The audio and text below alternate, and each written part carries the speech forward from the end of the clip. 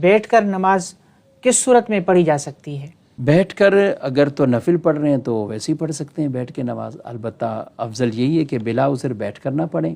آپ کھڑے ہو کر پڑھیں گے تو دگنا ثواب ہے، لیکن بیٹھ کر آپ نے نفل پڑھیں تو جائز تو ہیں.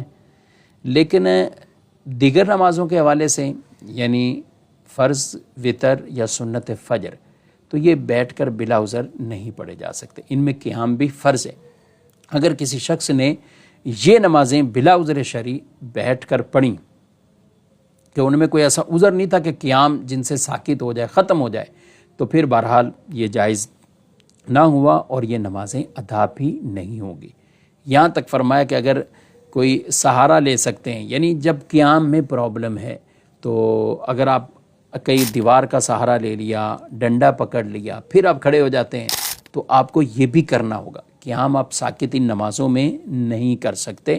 ہاں البتہ کوئی ایسا عذر ہے کہ آپ کھڑے ہو ہی نہیں سکتے، یا وہ معذور اس طرح کا ہے کہ جو زمین پر سجدہ نہیں کر سکتا، یعنی کرسی پر نماز پڑھنے والے جو اہلیت ایک ہوتی ہے کہ زمین پر یا زمین سے اونچی 9 انچ کی چیز پر کسی پر وہ سخت چیز پر سجدہ نہیں کر سکتے، تو اب ان صورتوں میں جہاں سجدہ ان پر ساکت ہوتا ہے تو وہاں قیام بھی ساکت ہو جاتا ہے. جیسے لوگ کرسی پہ نماز پڑھتے ہیں تو یہ ان کو بھی چاہیے کہ ایک دفعہ رہنمائی لے لیں کہ واقعی ان کے لیے کرسی پر نماز پڑھنا یہ جائز ہے کہ نہیں.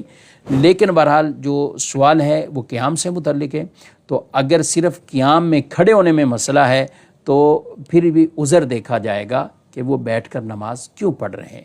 اور اگر دیوار کا آسرا سہارا لے کر یا ڈنڈا ہاتھ میں پکڑ کر بھی قیام ہو سکتا ہے تو قیام ہی کرنا ہوگا، یعنی فرائض میں، وتر میں اور سنت فجر میں. کیونکہ بلا عذر اگر اس کا قیام چھوڑ دیا اور وہاں کوئی عذر صحیح ہے بھی نہیں کہ قیام چھوڑنے کی اجازت ہو تو